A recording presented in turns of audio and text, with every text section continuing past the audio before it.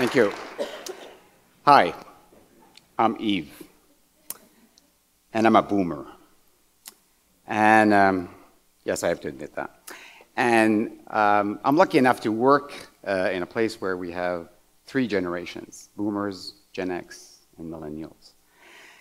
And I have to admit, sometimes a lot of my discussions at work are around how to bridge the gap between these three generations. And that's what my talk is about today: Darwin and the millennials. So when I started asking around, especially boomers, because that's who I relate the most with, it seems to be a recurring theme. And the theme was, what's wrong with these millennials anyway? And to illustrate this, I have a couple of stories. And the first one, I received a text from one of our coworkers, who emails anyway. It's text, they text these millennials. And she says, Yves, I need a favor. Would you mind coming to Shoppers Drug Mart with me tomorrow? Absolutely, I said. But would you mind if I asked why? Well, you see, there's a sale on speakers, and I need somebody that can get me a senior's discount. Ouch. Ouch. You're the oldest person I know. Yeah. Oh my God, right? Now, before I discovered Darwin, the old me would have thought, how dare she?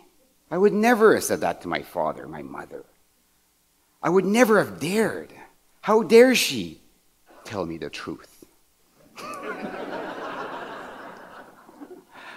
The second story is about two young ladies, and they're amazing yoga teachers, and I asked them if they would come to our office to teach yoga.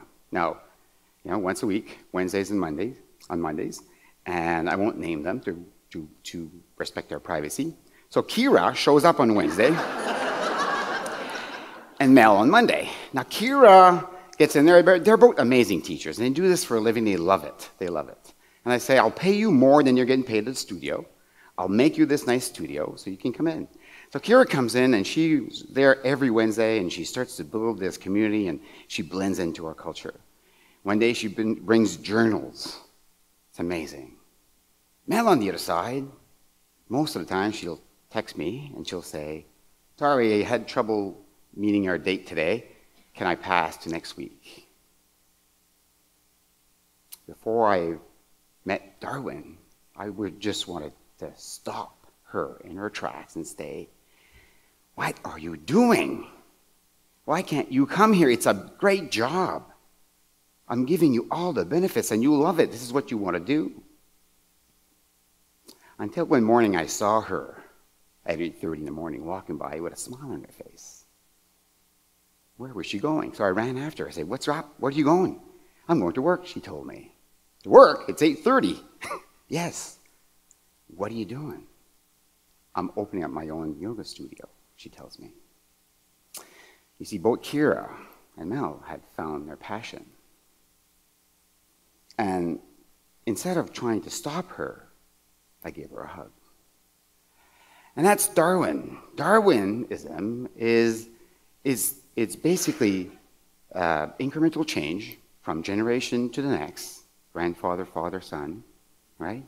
And you'll learn to survive, to compete, to thrive. To explain this a little better, I'm going to turn to the Maslow hierarchy of needs. Now, it's a pyramid turned upside down. Like, usually it's a real pyramid, but I gave this to a millennial, and she flipped it. So the first two needs are basic needs. You have to breathe, you have to eat. The second one is safety. You have to make sure that you have a roof over your head and nobody's eating you alive. And my grandfather, well, if he didn't plant the garden, he'd starve. If he didn't cut wood, he'd freeze to death. Millennials have never experienced this. The third level is love. Well, millennials are connected to their friends and their families all the time. Have you ever tried to pull a phone out of their hands? Self-esteem. Millennials believe they are unique, that they can change the world, and I believe they can. Which brings us to the last meaning. And that's why she flipped it around. When I asked her why, she says, because it's the most important part. Millennials are already there. Well, here's the interesting thing, is I'm 58.